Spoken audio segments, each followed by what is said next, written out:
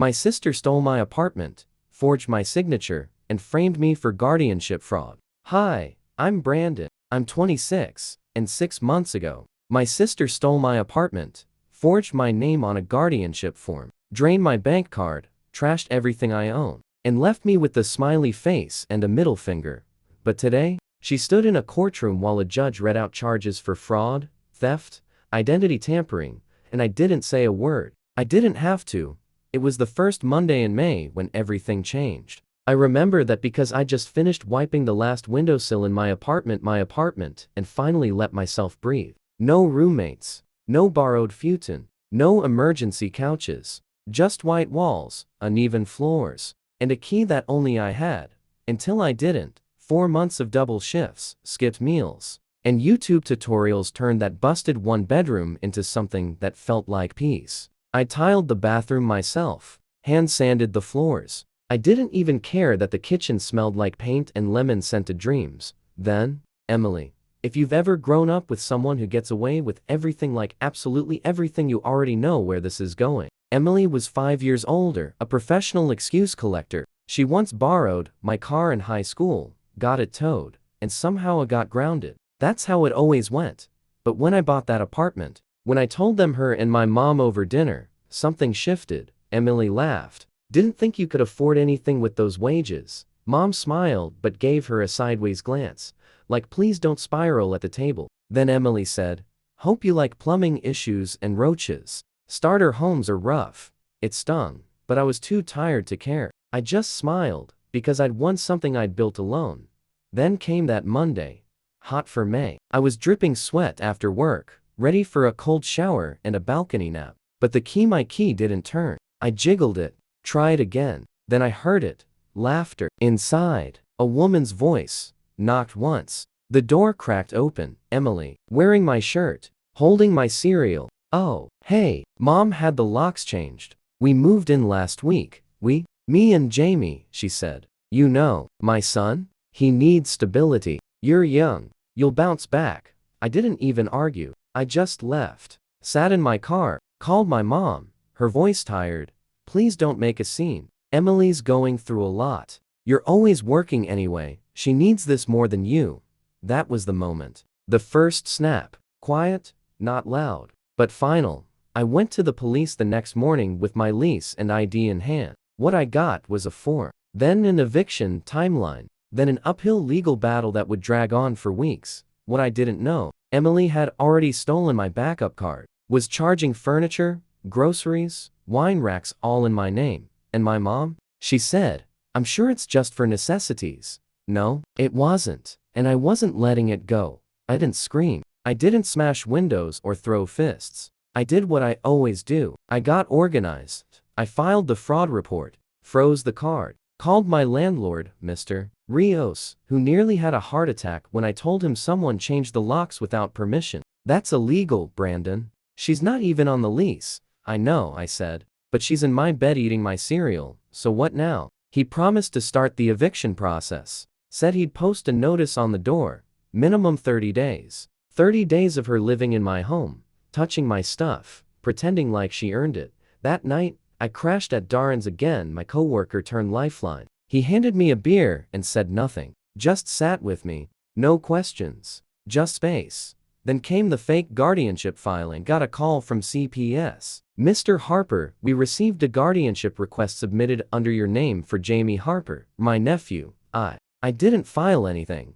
They emailed it to me. The signature was close, but off. The photo ID? A cropped version of an old job badge I lost years ago. It was forged. Emily had tried to make it look like I was petitioning to take her son away. For what? Sympathy? Delay the eviction? I didn't know, but that line that was gone now. Burned. Vaporized.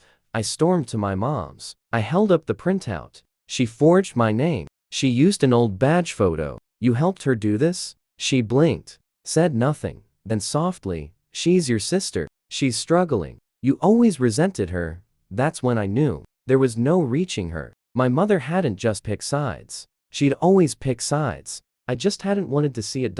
So I stopped calling. I dove into research instead. Lease law, fraud, tenant rights. I built folders, labeled everything. Receipts, screenshots, fake documents, charges on the card. Even a notarized statement from Rick, her ex-husband, who'd heard her brag about squatting in my place for free. And all the while, she was posting photos online. Fresh start. Finally feeling safe again. Jamie eating cereal on my kitchen island. A video. Cozy nights in our new home. Then the kicker. A note taped to my fridge. Thanks for the free ride. Maybe next time. Don't be such a selfish little snake. With a smiley face, she trashed the place before leaving furniture gone. Shelves ripped from the wall, microwave missing, TV stolen, drywall punched in. But you know what? That note, it was a gift. Because now, it wasn't just illegal occupancy. Now, it was malicious destruction of property, theft, and fraud. I took pictures, saved every receipt, filed the police report, called CPS again, and then I made the decision that changed everything.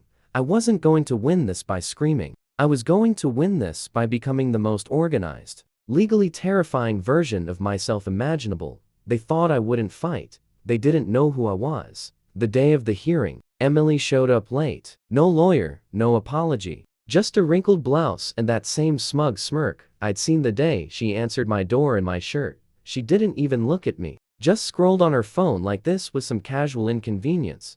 But I had everything. 5 folders. Printed and digital. Lease and ownership documents, photos of the damage. Bank statements with fraudulent charges, the forged guardianship file. Rick's notarized testimony and texts of her bragging about living rent-free. It didn't speak much. I didn't need to. The judge, a no-nonsense woman in her 50s, flipped through my evidence with raised eyebrows. Then she looked at Emily. Miss Harper, do you have any documentation showing permission to reside in this property? Emily crossed her arms. It's family. He's making this into a big drama. I have a child. The judge's expression didn't budge. This isn't a family matter anymore. This is a legal one. And based on the evidence presented, I'm ruling in favor of the tenant of record. Immediate retroactive eviction. Restitution for damages. Credit card fraud referred to law enforcement. Emily blinked like she didn't understand the words. I did. I understood every word.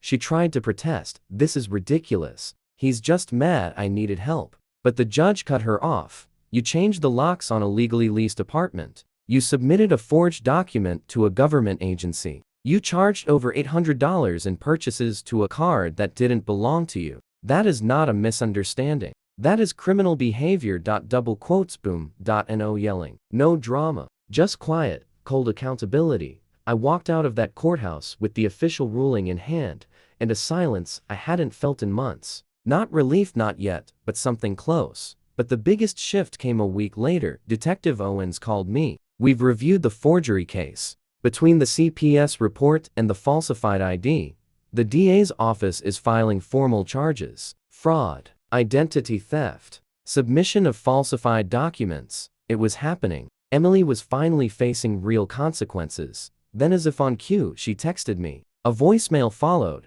This could ruin me, Brandon. I didn't mean to go that far. Think about Jamie. Don't do this. But I'd already thought about Jamie. Every night. Every time I saw his name used as an excuse, a shield, a weapon. I didn't reply. Instead, I contacted CPS, told them I wasn't seeking custody, just wanted him safe. Quietly, they thanked me, and then I heard from Rick.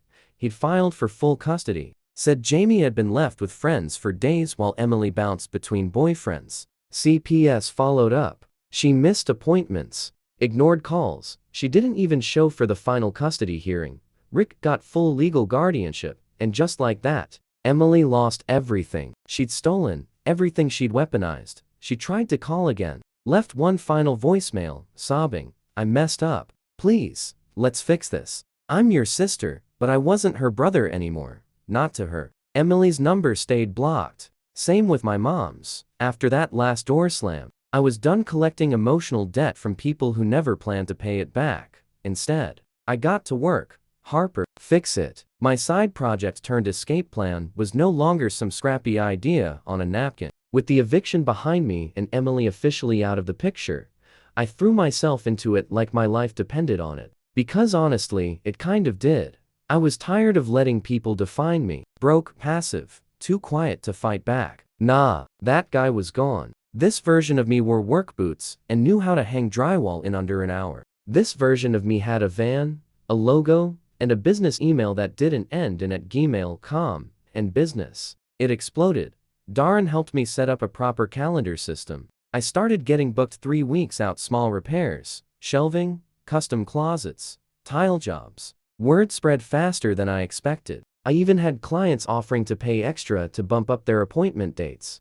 One guy tipped me $200 just for showing up early and fixing a kitchen drawer the right way. Last guy glued it shut, he said. You actually care. I did. Not because of pride, but because this was mine. No one could change the locks on it. No one could forge it or fake it or need it more than me. And then something happened that I wasn't ready for.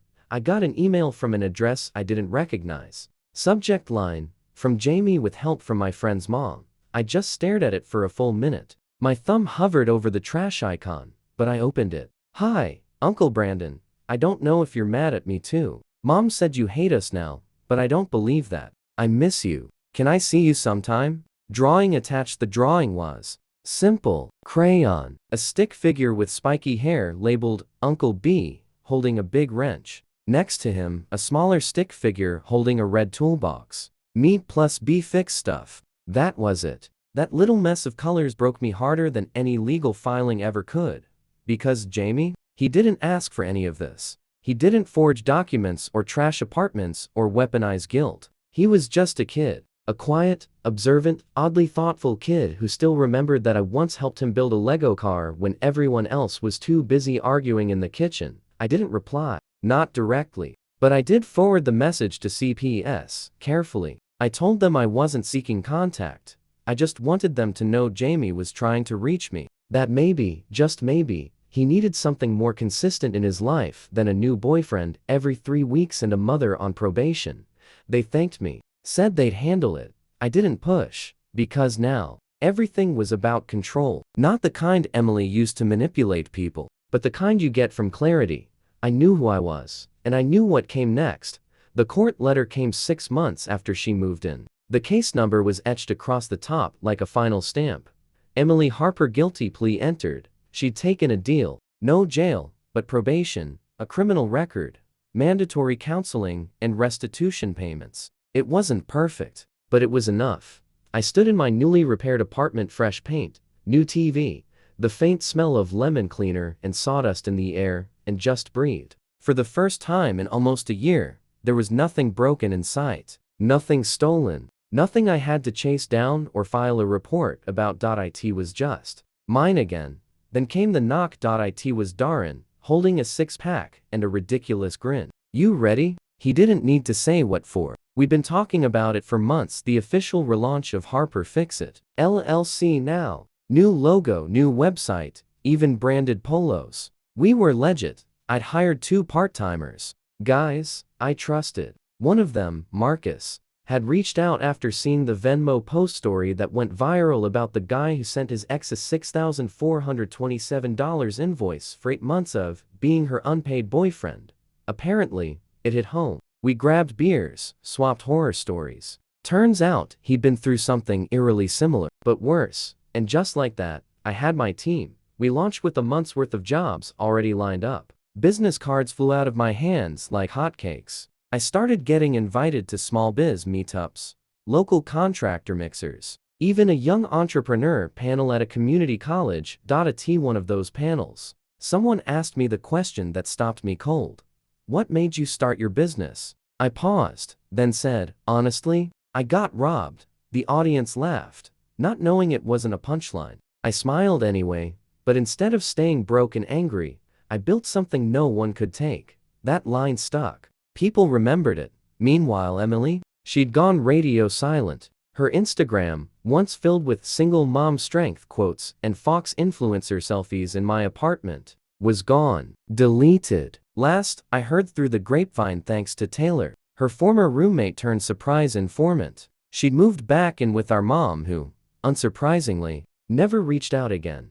They could have each other. I was too busy getting booked solid. One job in particular hit different. An older woman hired us to fix a broken deck railing. When we finished, she handed me an envelope. For the kid who used to carry his toolbox on the bus, she said. Turns out, she'd seen me years ago when I was just starting out lugging cheap gear across town, patching drywall for her neighbor for $20. Inside the envelope? A check. A tip for $500. You've come a long way, she said, and I had. But the biggest moment came quietly.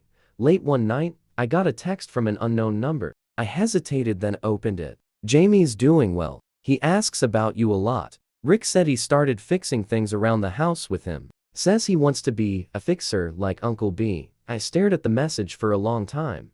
Then I opened my notes app. Scrolled to the bottom of a file hadn't touched in months, the one labeled Final Moves, and wrote one last line. Win quietly. Let them hear the silence. Some victories are loud slamming gavels, viral posts, standing ovations. Mine was quieter. It was the steady hum of my work van in the morning, stocked with tools I could finally afford. It was the comfort of a fridge I owned, filled with groceries I paid for, untouched by freeloaders. It was waking up at 6:30 because I wanted to, because my life was on fire.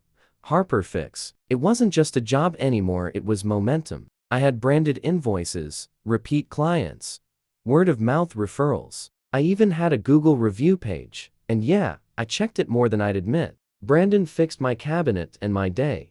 The only guy I trust with a power drill and my grandma's antique shelves. But the real win? I didn't feel like a backup plan anymore.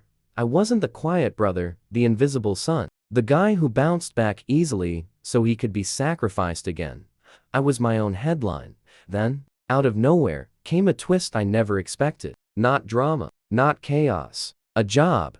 A school reached out. Small local charter. They'd heard about me through a parent whose sink I'd fixed. We're building a little maker's lab, the administrator explained. A place for kids to tinker, build, use tools safely. We want it to feel less like shop class and more like possibility. Think you could help? Could I help? I breathed for this. We met the next day. I walked through the dusty classroom, measuring shelves, eyeing corners for pegboards, picturing tool racks and labeled bins. The smell of sawdust and whiteboard markers hit me like a memory I didn't know I had. Can you teach too? She asked. Nothing formal, just basic sessions. I hesitated. Teaching? Then I thought of Jamie with his crayon drawing of us fixing things together, of the way his toolbox had looked almost as big as him. Yeah, I said. I can teach. It started as one weekend class, then 2, then 5. We called it Build It Back. Kids came in with broken lamps, cracked toy cars, scratched desks. We taught them how to diagnose, disassemble, repair. Sometimes we just gave them scrap wood and said, make something weird. They loved it. So did I. Somewhere between glue guns and socket wrenches, I found a version of myself I hadn't met before, someone who could guide, explain, inspire, and just survive. And one Saturday, I looked up from helping a kid reattach a chair leg and saw a familiar face in the doorway. Jamie, standing there, backpack on, hands in pockets, next to Rick. I froze. Is it okay? Rick asked. He saw the flyer, said he wanted to try it. I nodded. Jamie shuffled over, pulled a tiny screwdriver from his bag, and said, I brought my own tools. And just like that, he was in.